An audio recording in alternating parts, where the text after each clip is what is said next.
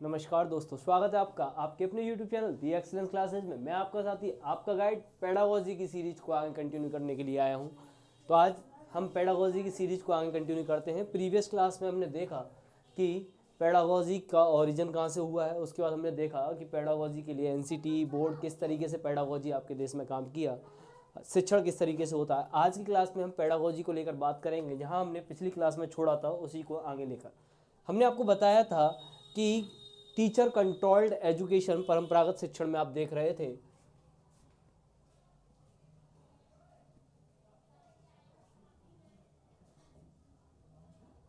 परंपरागत शिक्षण और परंपरागत शिक्षण से हम आए कहाँ तक, अधिगम के क्रियान्वयन तक, लोकतांत्रिक शिक्षण तक आए, डेमोक्रेटिक एजुकेशन की ओर मूव किए। तो आज हम उसी में देखते हैं परंपरागत शिक्षण क्या है। परंपरागत शिक्षण है शिक्षक नियंत्रित शिक्षा। ये क्या है? शिक्षक नियंत्रित शिक्षा, टीचर कंट्रोल्ड एजुकेशन। यहां पर क्या है? टीचर का कंट्रोल है, authority of learning beside with teacher. यानी कि इसमें क्या था? अधिगम की सत्ता, अधिगम की सत्ता जो है वो किसके पास थी? शिक्षक के पास।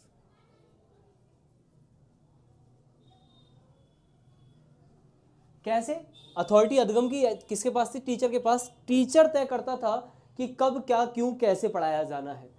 यह स्टूडेंट का कोई रोल नहीं था। टीचर आया, टीचर ने आया कि A for Apple, B for boy, teacher पढ़ाया और चला गया। ठीक है, टीचर ने कहा कि आज हम ये पढ़ेंगे, उसे मतलब ही नहीं कि स्टूडेंट सीख रहा है कि नहीं सीख रहा, सिलेबस खत्म, बात खत्म। अब यहाँ क्या हुआ? यहाँ क्या हुआ? इसमें क्या था? टीचर के पास क्या थी? अधिगम की सत्ता थी। इसमें क्या था? कब, क्या, कैसे पढ़ना है, ये कौन तय कर रहा है? ये तय कर रहा है कौन? टीचर। इसका जो उद्देश्य था, इसका जो पर्पस था, उद्देश्य जो था, इसका उद्देश्य था विषय वस्तु को प्रदान करना। टीचर क्या कर रहा था? डिलीवरी कर रहा था किसकी? कंटेंट की। डिलीवरी कर रहा था किसकी? कंटेंट की। इसमें उद्देश्य क्या था?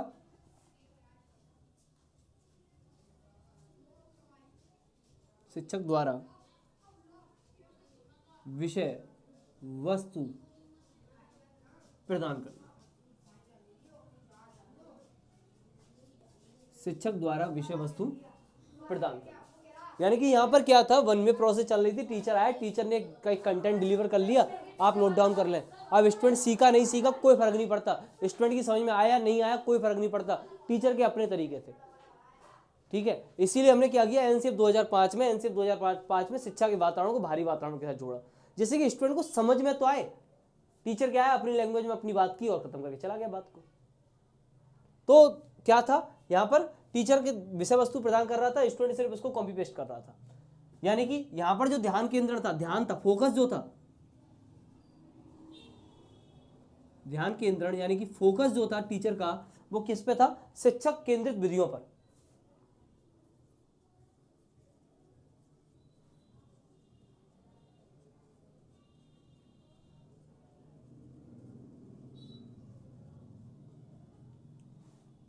शिक्षक केंद्रित शिक्षण विधियों पर। यानी कि टीचर क्या था? सेंटर में था। टीचर जो विधि लेके आ रहा है, शिक्षक द्वारा लेकर यूज की जा रही है, उसे कोई फर्क नहीं पड़ता कि स्टूडेंट उस विधि से सीख रहा है नहीं सीख रहा, क्योंकि वो स्टूडेंट को जानता ही नहीं था। इसीलिए तुम पेडागोजी को लेकर आए कि अब हमें क्या करना है? अब हमें क्या करना है? बालक की समझ, यानी कि शिक्षक बालक को समझता है या नहीं, हमें यह जानना है। हमें पेडागोजी में क्या करना है? शिक्षक बालक को समझता है या नहीं। हो क्या रहा था? ये हो रहा था। अब हमें क्या करना है? हमें क्या करना है? या यूं कहूं कि पेडागोजी क्यों आई? इस पेडागोजी ने क्या दिया? पेडागोजी ने दिया बालक की समझ। पहला पॉइंट क्या दिया पेडागोजी ने? बालक की समझ। यानी कि इसमें क्या था? शिक्षक बालक को समझता है या नहीं। शिक्षक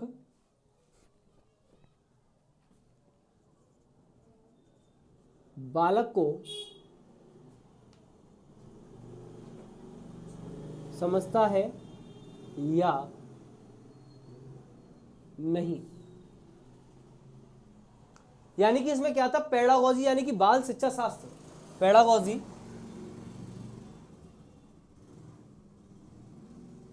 यानी कि शिक्षा शास्त्र हमें आता है या नहीं, हमें मतलब हम टीचर जो बन रहे हैं, आपको आता है या नहीं, हमें आता है या नहीं। अब एग्जाम क्या चेक कर रहा है कि आपको शिक्षा शास्त्र आता है या नहीं। अब आपको शिक्षण नहीं करना, अब आपको क्या नहीं करना, अब आपको शिक्षण नहीं करना है।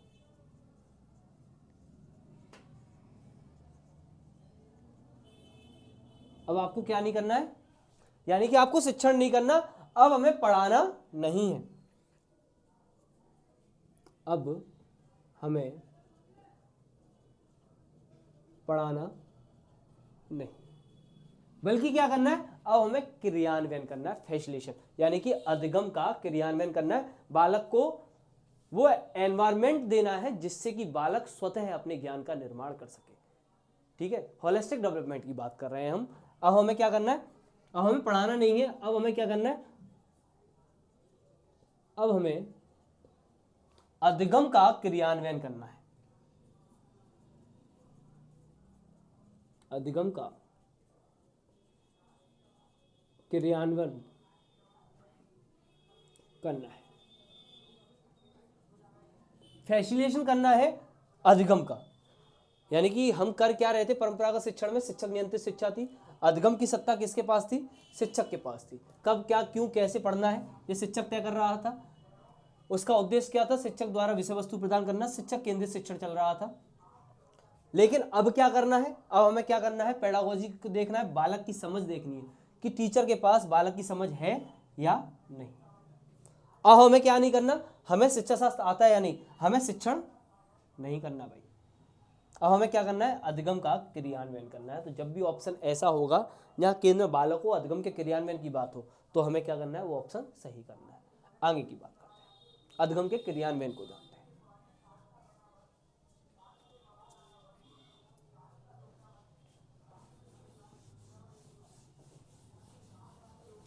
उम्मीद कर रहा हूँ वीडियो आपको समझ में आ रही होगी, अच्छी लग रही होगी। वीडियो को लाइक शेयर सब्सक्राइब करना बिल्कुल ना भूलें।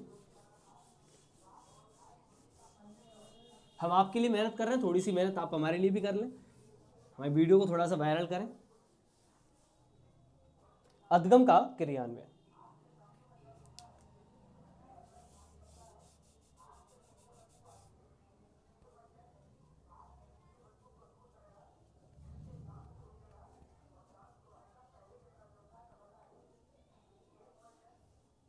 अधिगम का क्रियान्वयन।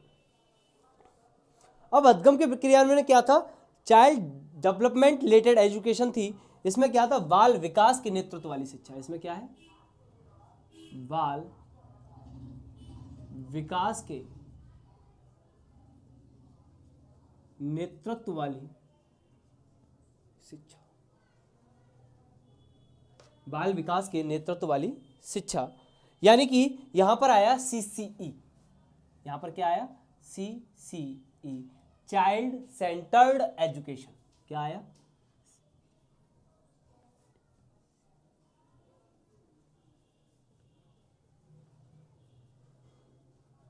ये किसकी बात कर रहा है, चाइल्ड सेंटर्ड एजुकेशन की बात कर रहा है, बाल केंद्रित शिक्षा की बात।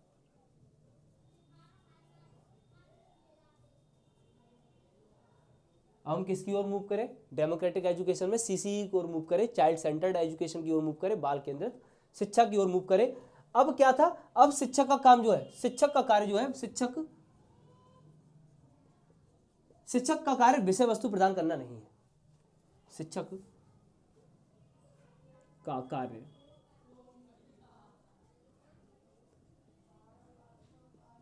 विषय वस्तु प्रदान करना नहीं है, बल्कि उसका कार्य क्या हो गया, अब उसका कार्य हो गया बालक को अधिगम के दौरान निर्माणवादी परिवेश उपलब्ध कराना। अब उसका कार्य क्या हो गया, अब इसका कार्य हो गया बालक को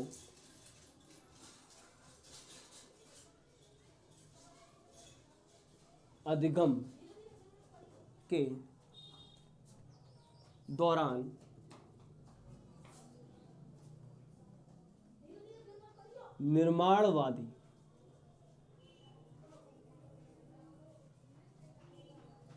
निर्माणवादी परिवेश उपलब्ध कराना। परिवेश में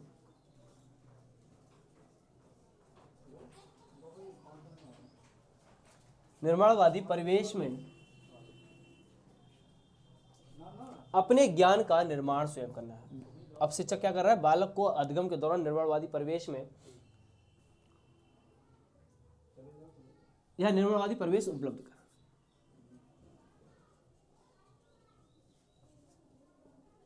अब इस अधिगम के क्रियान्वयन का उद्देश्य क्या बन जाएगा, इसका पर्पज क्या हो जाएगा, इसका पर्पज ये हो जाएगा कि बालक निर्माणवादी परिवेश में अपने ज्ञान का निर्माण स्वयं करेगा। यानी कि इसका पर्पज क्या हो जाएगा, निर्माणवादी परिवेश में बालक अपने ज्ञान का स्वतः निर्माण करेगा।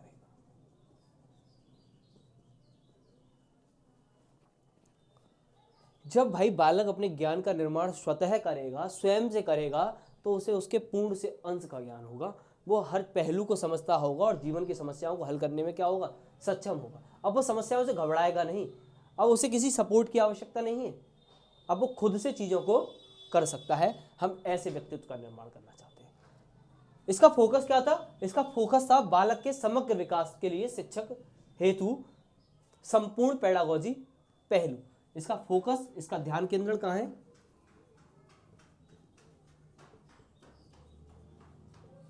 इसका ध्यान केंद्रण है बालक का समग्र विकास, होलिस्टिक डेवलपमेंट की बात कर रहा है, बालक का समग्र विकास तथा शिक्षक हेतु संपूर्ण पेडागोजी पहलू। पहली बात क्या, बालक का समग्र विकास, और दूसरा क्या, शिक्षक के लिए संपूर्ण पेडागोजी पहलुओं का ज्ञान तथा शिक्षक हेतु संपूर्ण पेडागोजी पहलू। यानी कि अब यहां पर शिक्षक क्या करेगा, अब यहां पर शिक्षक करेगा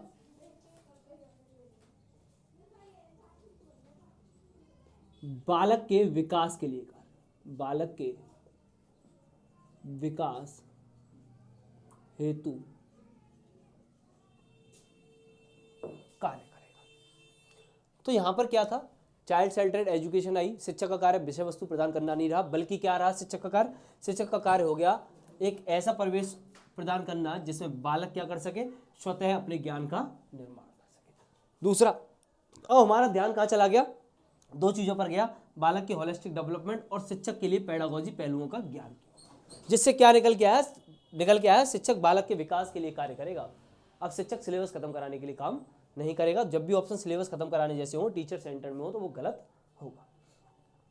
अब क्या हुआ, टीचर जो है, क्या भाई ऐसा क्या लग रहा है कि टीचर का कोई रोल ही नहीं रहा, नहीं भाई, टीचर का रोल बढ़ गया।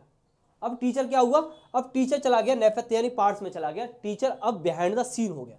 अब शिक्षक का क्या होगा, आप इसका स्क्रीनशॉट ले सकते हैं, इसका स्क्रीनशॉट ले सकते हैं।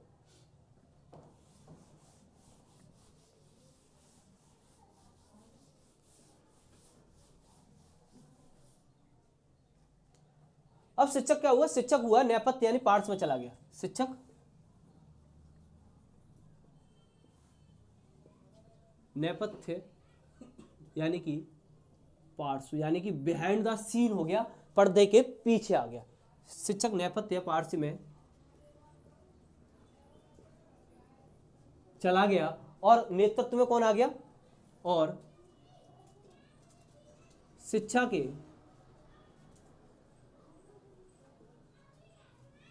नेतृत्व में बालक आ गया।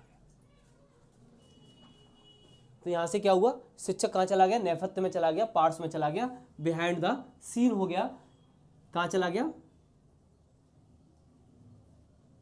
बिहाइंड द सीन, पिक्चर के पीछे डायरेक्टर वाले रोल में आ गया, अब डायरेक्टर प्रोड्यूसर वाले रोल में आ गया, अब एक्टिंग नहीं कर रहा वो, अब वो पीछे है, अब एक्टिंग पूरी कौन कर रहा है, बालक कर रहा है, उसे स्वतः है अपने आप को निखारना है।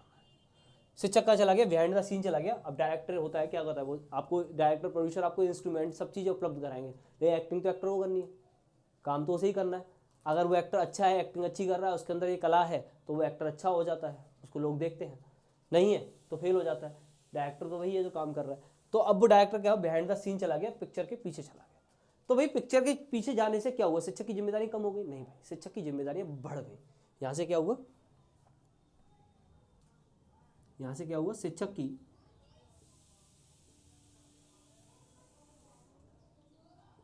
जिम्मेदारी और अधिक हो गई। जब अधिक की बात करता हूँ तो मैं ये वाला साइन यूज करता हूँ।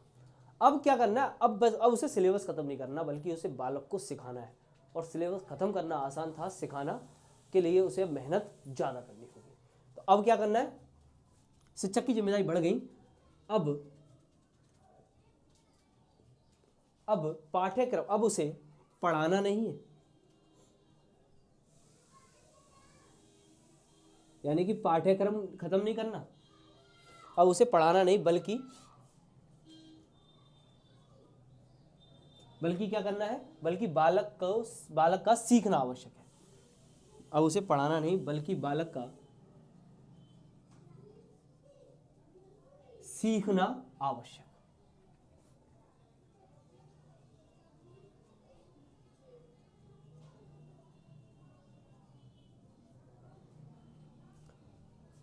तो अब अधिगम का प्रभुत्व किसके पास आ गया, बालक के पास आ गया, अधिगम कर्ता के पास आ गया।